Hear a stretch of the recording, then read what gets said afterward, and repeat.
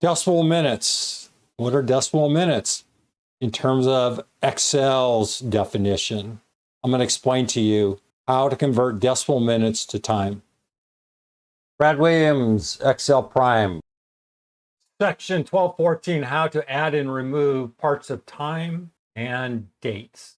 Here we have add decimal minutes to time. Very straightforward. Let's just say we have 12 o'clock. We want to add 15 minutes. The simple formula, C6 plus D6, divide this by 1440. Why 1440? How many minutes in an hour? The answer, 1440. All we're looking at is how many minutes? 60 minutes an hour. How many hours in a day? 24, 1440. We want to break down this time by C6 plus D6 divided by 1440.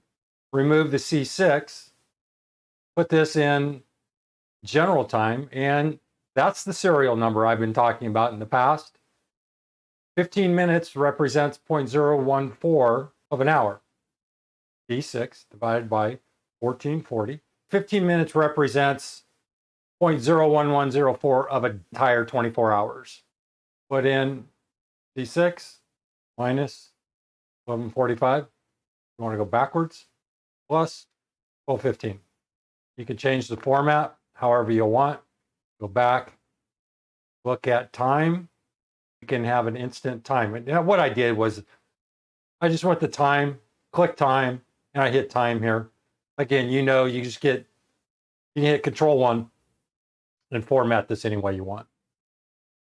Brad Williams, Excel Prime, out. Williams out.